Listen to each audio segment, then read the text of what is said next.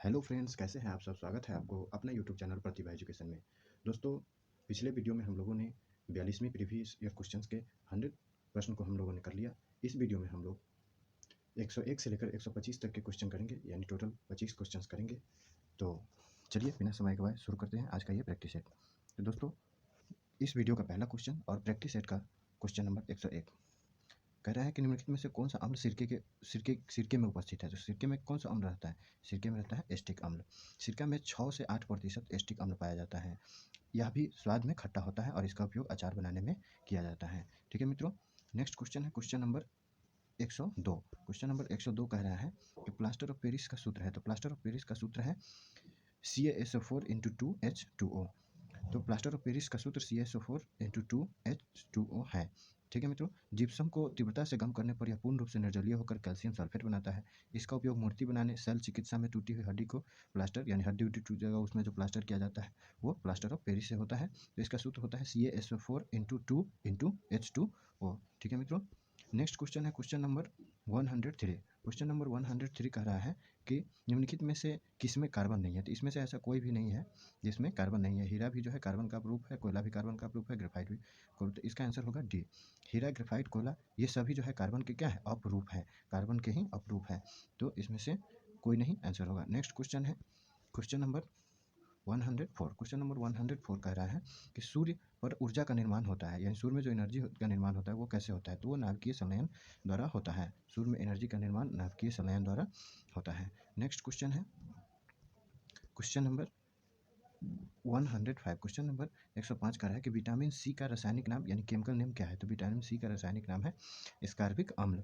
Vitamin C का रासायनिक नाम है एस्कॉर्बिक अम्ल। विटामिन सी का रासायनिक नाम, केमिकल नेम एस्कॉर्बिक अम्ल है। यह जल में क्या होता है, घुलनशील होता है। नेक्स्ट क्वेश्चन है क्वेश्चन नंबर 106। क्वेश्चन कह रहा है कि निम्नलिखित में से किस खनिज द्वारा लोहा प्राप्त किया जाता है। तो लोहा इसमें प्राप्त किया जाता है हेमेटाइट द्वारा। हेमेटाइट आयरन का प्रमुख अयस्क है, जिससे आयरन का हम लोग निष्कर्षण करते हैं। यह भूपर्वती में प्रचुर मात्रा में पाई जाने वाली दूसरी धातु है। प्रकृति में यह धात्विक अवस्था में नहीं पाया जाता है। यह ऑक्साइड, कार्बोनेट या सल्फाइड अयस्क के रूप में पाए जाते हैं। तो किस खनिज द्वारा लोहा प्राप्त किया जाता है? तो ये हेमेटाइट द्वारा लोहा प्राप्त किया जाता है। नेक्स्ट क्वेश्चन है क्वेश्चन नंबर 107। क्वेश्चन कह रहा है कि एक कार बैटरी में प्रयुक्त विद्युत अपघटय होता है। तो एक कार बैटरी में विद्युत अपघटय होता है सल्फ्यूरिक अम्ल। कार बैटरी में विद्युत अपघटक के रूप में सल्फ्यूरिक अम्ल यानी कि H2SO4 का प्रयोग किया जाता है। नेक्स्ट क्वेश्चन है क्वेश्चन नंबर 108। क्वेश्चन नंबर 108 कह रहा है कि शुष्क बर्फ है। तो ये जो है ठोस कार्बन डाइऑक्साइड है। शुष्क बर्फ ठोस कार्बन डाइऑक्साइड होता है। कार्बन डाइऑक्साइड को जब हम उच्च दाब पर संपीड़ित करके ठंडा करते हैं तो कार्बन डाइऑक्साइड द्रव में संघनित हो जाता है और दाब बढ़ने पर कार्बन डाइऑक्साइड धीरे धीरे ठोस में परिणत हो जाता है, जिसे हम शुष्क बर्फ कहते हैं। इसका उपयोग रेफ्रिजरेशन में किया जाता है। नेक्स्ट क्वेश्चन है क्वेश्चन नंबर 109।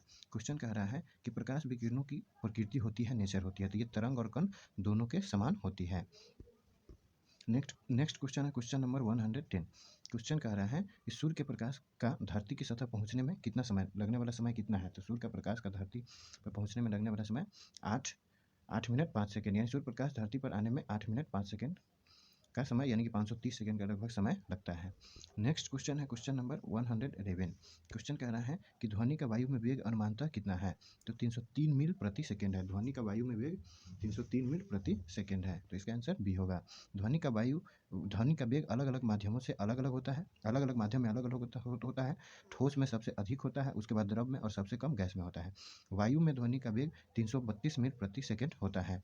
ठीक है, नेक्स्ट क्वेश्चन है क्वेश्चन नंबर 112।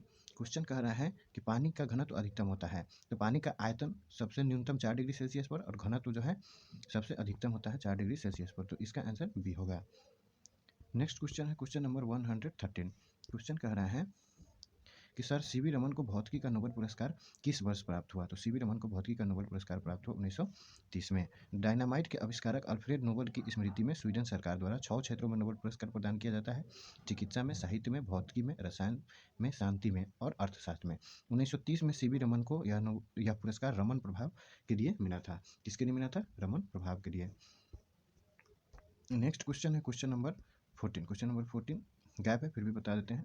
क्वेश्चन है कि ये पूछ रहे हैं ये पिकोग्राम पिकोग्राम का कितना है, तो पिकोग्राम कितना के बराबर होता है, तो पिकोग्राम 10 के पावर माइनस 12 के बराबर होता है, और 10 के पावर माइनस 15 के बराबर फैक्टोग्राम, 10 के पावर माइनस 9 नैनोग्राम, और 10 के power minus 6 microgram. Next question है क्वेश्चन नंबर 115।